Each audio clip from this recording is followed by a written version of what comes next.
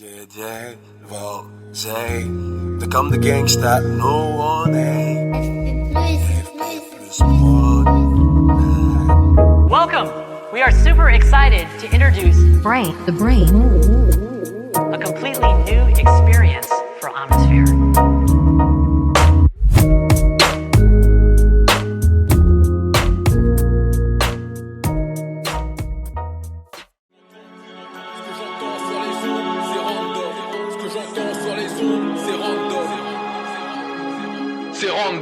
Ce que j'entends sur les ondes, c'est random.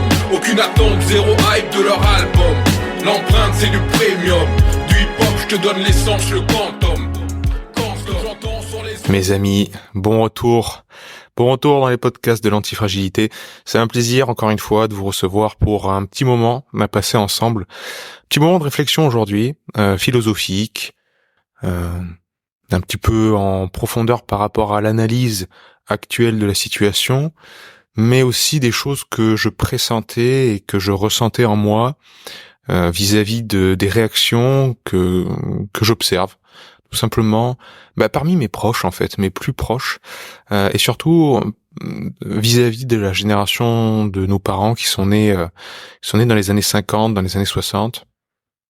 Je dis nos parents parce que je considère qu'on a tous le même âge, mais voilà, cette génération qui n'a pas connu la guerre et qui est née juste après la guerre et qui a connu les 30 glorieuses et des moments très très faciles finalement au niveau économique, au niveau de l'emploi, au niveau de la situation de la conjoncture et qui est la résultante un petit peu de tout ça.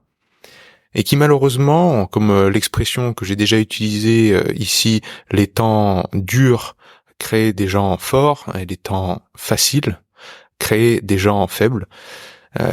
C'était un temps facile. Et donc ça a créé des gens relativement faibles qui sont très manipulables et malléables.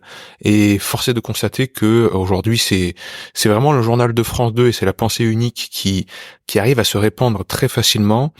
Et la prise de recul et la critique par rapport à une opinion ou un avis, l'humilité de remettre les choses en question et ses façons de faire, ça reprend un petit peu le dessus. Je vois les nouvelles générations qui, au contraire, ont un très bon filtre à information. D'autres, faut pas se le cacher, tombent dans le même piège. Mais on est très loin de cette prise de réflexion que peuvent avoir des gens qui sont autonomes, qui pensent et qui agissent par eux-mêmes. Et j'avais à cœur de vous parler aujourd'hui de sémantique et des mots qu'on utilise et du sens qu'on ne met plus derrière. La sémantique, c'est vraiment ça, c'est vraiment le sens que vous entendez derrière un mot. Et je dis ça avec tout l'amour que j'ai pour ma maman, que j'aime tendrement, et vraiment, je suis très très proche de ma maman que j'aime, mais je suis le premier critique, et je suis le premier critique de sa manière d'être et de sa manière de réagir par rapport aux choses, et surtout des mots qu'elle utilise. Et c'est cette forme de relativité où les mots qu'on utilise n'ont pas d'importance, on balance des mots au hasard et tout se vaut finalement. Il y a plus de valeur derrière ce qu'on dit. Et on est plus dans la quantité que la qualité des mots qu'on utilise. Je vous prends un exemple. Je l'entends souvent, elle a des problèmes d'audition. Elle a eu des acouphènes très jeunes dans sa vie parce que suite à des traumatismes qu'elle a eu de la perte de sa maman ou par un parcours de vie assez difficile, etc. Elle a eu quelques problèmes de santé. Elle a réglé des choses au niveau de son hygiène de vie. Bon, j'y suis quand même pas mal pour quelque chose. C'est moi qui étais un peu plus virulent à ce niveau-là et qui lui ai fait changer des habitudes. Et elle a fait un énorme travail vers plus d'autonomie. Donc en cela, c'est vraiment bravo, félicitations à lui rendre, évidemment. Et pourtant, par exemple sur l'audition, je ne cesse de lui rabattre que il y aurait des choses à faire pour travailler l'audition. Hein. Il y a rien d'arrêté, il y a rien. C'est comme tout hein, en physiologie. Si on le travaille, si on le stimule d'une bonne manière, les choses reviennent. Que ce soit pour le neuromusculaire, que ce soit pour la vue, que ce soit pour l'audition, peu importe le sens de l'équilibre, tous nos sens ne demandent qu'à être aiguisés et travaillés. Et si vous utilisez des béquilles au quotidien, comme des lunettes, comme d'autres choses, vous dites à votre corps ne fais plus le job, c'est la béquille qui va le faire. Et en physiologie, ce que tu n'utilises pas, tu le perds. Donc la fonction et l'organe vont s'amoindrir, vont s'atrophier. Pareil pour vos glandes endocrines, hein, celles qui font les hormones. C'est donc tout le principe de l'exposition au froid et au chaud, c'est de faire travailler ce système adaptatif, parce que notre système, qui est antifragile, s'adapte constamment à notre environnement qui change, lui aussi, à chaque microseconde. Donc, même si je lui dis de faire des choses, elle me dit oui dans un premier temps, mais après, tout au long de la journée, elle peut avoir des réflexions. Et hier, c'était très marquant et j'ai pas osé relever, mais je tiens vraiment à vous partager ça. C'était un moment rigolo après manger, on était bien, on rigolait tous les quatre avec mon frère et ma sœur. Et elle entend pas ce qu'on dit, comme très souvent, elle nous fait répéter, elle entend pas, ou elle l'entend de travers, etc. Et ça, c'est monnaie courante toute la journée. Hein. Mais là, elle entend pas, et elle entend autre chose, et c'est rigolo parce qu'elle entend autre chose, ça fait un quiproquo. Et elle dit en rigolant, c'est pas grave, c'est rigolo, j'entends pas bien, c'est rigolo. Comprenez là, à ce moment-là, que l'exemple qu'elle donne, surtout a fortiori à ses enfants, c'est-à-dire que les parents, ce sont des exemples. Qu'est-ce que veut un enfant ? Il veut rendre ses parents fiers de lui. Il n'y a que ça comme objectif. Peu importe, tout au long de ma vie, je considérerai ma mère comme mon modèle et comme la personne dont j'attends qu'elle me dise « Mon fils, je suis fier de toi ». Qu'elle attend aussi qu'elle me rassure, qu'elle crée un environnement de sécurité. J'attends pas qu'elle me donne des solutions. J'attends qu'elle me rassure. Qu'elle me dise « Aie confiance, fais les choses, expérimente, tu vas sans doute te planter plein de fois, c'est pas grave, de toute façon tu arriveras à te relever et tu vas apprendre. » Je veux juste, les parents, il faut juste qu'ils proposent un cadre rassurant, parce que comme ça enlève le facteur peur de l'équation, et ça permet de faire sauter les inhibitions qu'on peut avoir quand on tente quelque chose, quand on fait une action, quand on devient proactif. Si j'entends ma mère dire « c'est pas grave », qu'est-ce que ça sous-entend ? Ça sous-entend « la santé, c'est pas grave ». Être diminué, c'est pas grave. Et le grand problème, c'est qu'il y a d'autres gens dans ma famille qui ont des pépins de santé, petits ou pas, des inflammations, des douleurs. Moi aussi, je peux en avoir de temps en temps. Hein, c'est rare, parce que je me considère je considère que ma santé, il y a rien de plus important. Donc, et je vais vous expliquer pourquoi. C'est l'aboutissement de cette réflexion. Donc, je me considère en très bonne santé. J'ai pas d'inflammation, j'ai pas de douleur, j'ai rien. J'en avais avant, mais depuis que je me suis pris en main, j'ai plus rien. Et même, je performe et je suis au top de ma forme à 33 ans, bien plus qu'à 20 ans. Mais bon, si j'ai un pépin de santé demain, je vais chercher toutes les causes. Je vais jouer mon détective, mon Sherlock Holmes pour comprendre d'où ça vient.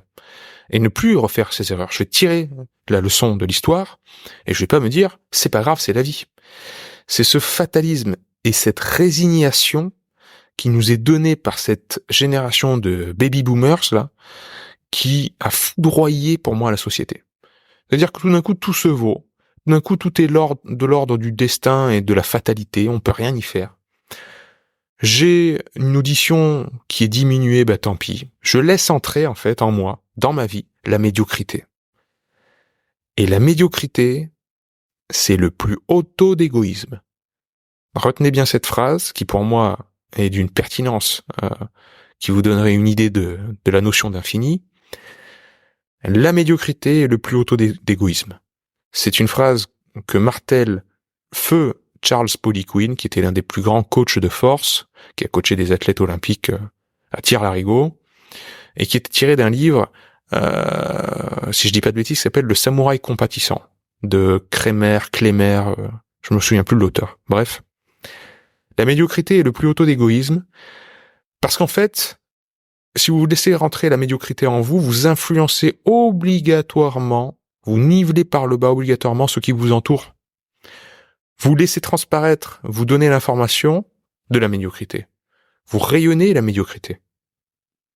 Et surtout, si vous êtes des parents, quel exemple donner à son enfant que de dire « c'est pas grave, ce défaut de santé, tant pis, je vais me le coltiner toute ma vie et je peux rien y faire. » Vous voyez ce que je veux dire. Donc, le poids des mots est extrêmement important. Vraiment, j'ai déjà parlé des systèmes, à quel point notre système est un système prédictif avant qu'il soit adaptatif. C'est-à-dire que le cerveau code, en fait, la prévision, avant l'observation, et il va essayer de réduire l'écart entre sa propre prévision de ce qu'il va ressentir dans la prochaine microseconde et son observation, par rapport à j'ai eu chaud, j'ai eu froid, ça a fait mal, j'ai été heureux, etc. Il veut réduire l'écart entre la prévision et l'observation pour réduire l'écart, en fait, pour réduire la quantité d'entropie, la quantité d'énergie gaspillée finalement. L'erreur somatique. Vous faites pareil si vous utilisez des mots. Vous faites pareil si vous vous concentrez un tout petit peu sur ce qu'on appelle l'effet nocebo, placebo, etc. C'est-à-dire que ce que vous pensez définit votre champ des possibles, mais aussi les mots que vous utilisez. Et pour utiliser une formule plus positive, parce que la médiocrité et le plus haut taux d'égoïsme, c'est vrai que ça sont des termes connotés négativement, et on me l'a souvent reproché, et on m'a dit mais tu préfères pas une autre formule? Et dit bon d'accord, j'ai réfléchi un petit peu, et alors prendre soin de soi, je propose prendre soin de soi et le plus haut taux d'altruisme. Ça, c'est quelque chose que je rabâche depuis le début de Vérisme TV. Si vous prenez soin de vous, vous prenez soin des autres. Et d'abord, ça doit commencer par ça, parce que prendre soin de soi, c'est se réapproprier une certaine forme de force, c'est-à-dire quand sa santé va mieux, qu'on se sent bien dans son corps, qu'on est fier de soi, on retrouve de l'amour propre. Et si on retrouve de l'amour pour soi-même, eh bien on va pouvoir rayonner cet amour et en donner aux autres, parce que comment voulez-vous donner quelque chose que vous n'avez pas?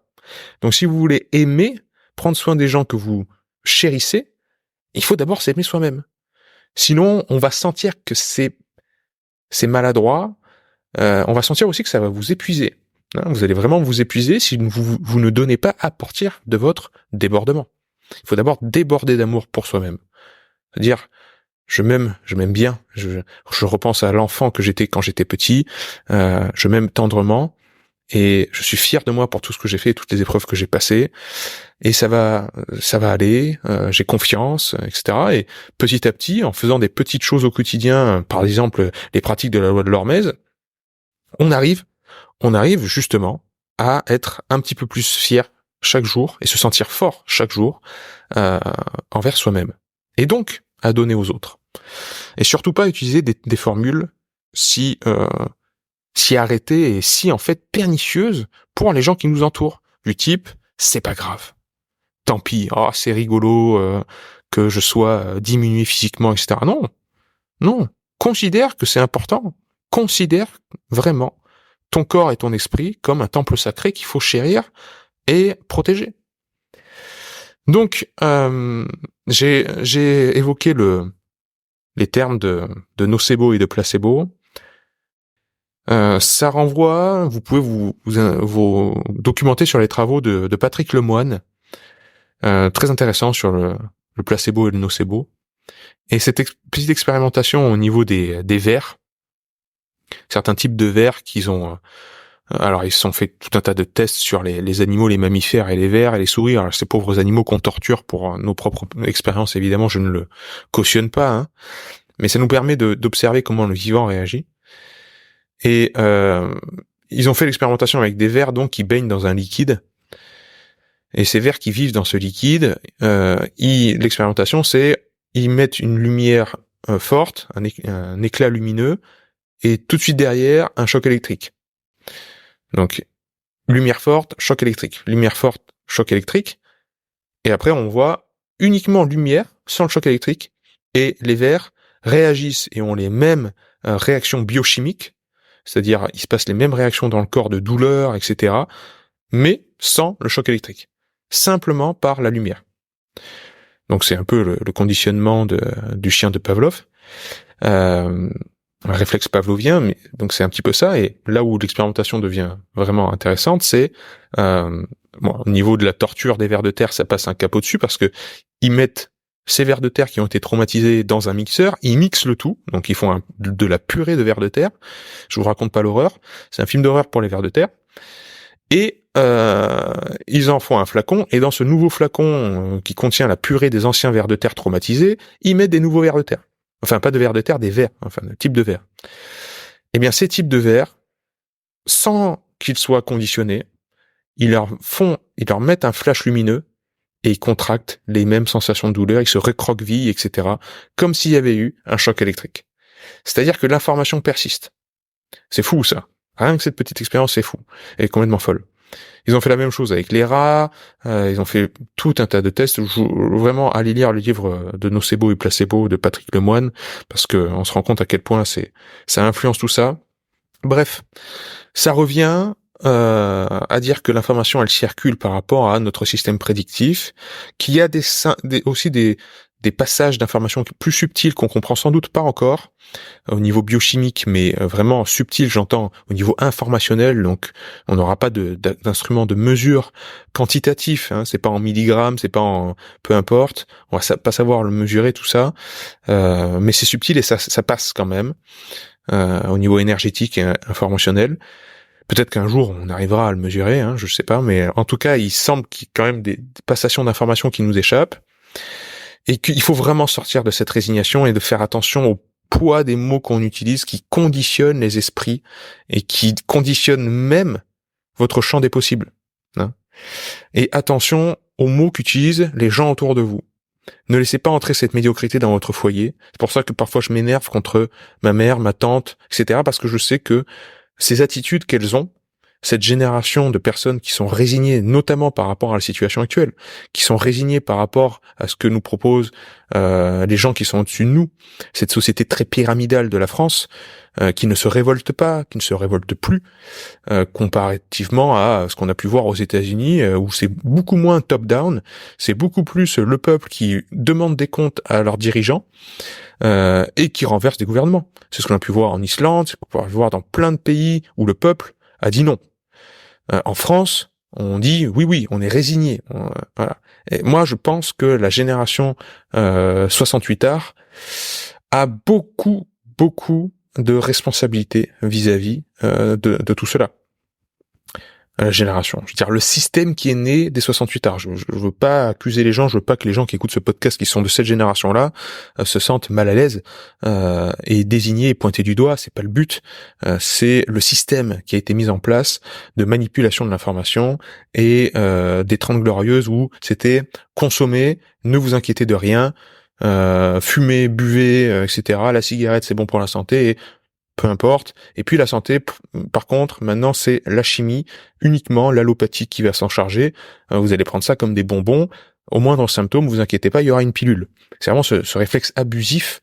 J'ai rien contre l'allopathie, mais à partir du moment où ça devient vraiment une utilisation abusive, on a des côtés pernicieux et mauvais pour la santé.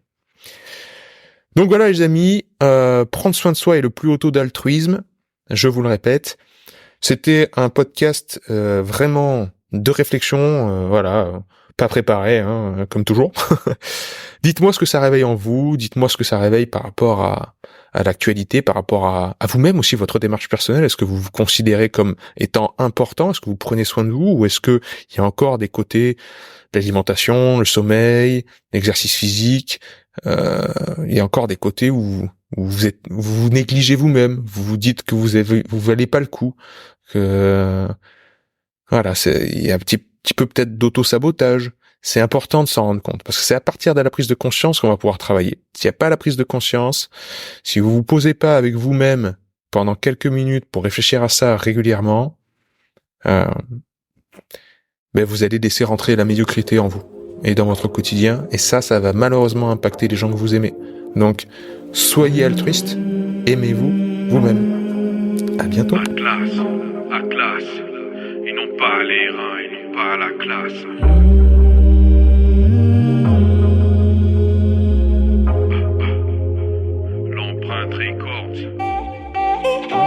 cacher mes peines sous la surface, rêver d'entrer dans le Firdaus. J'ai payé trop cher la place, il serait temps que ce destin me surclasse. Programmé à faire du surplace, j'ai dû mettre du tritium dans mes verres. De quoi faire frissonner la terre entière. Je suis Atlas, c'est pas un cartable, c'est l'univers. Entendez-vous sur ma sentence, ma vie reste une putain de romance.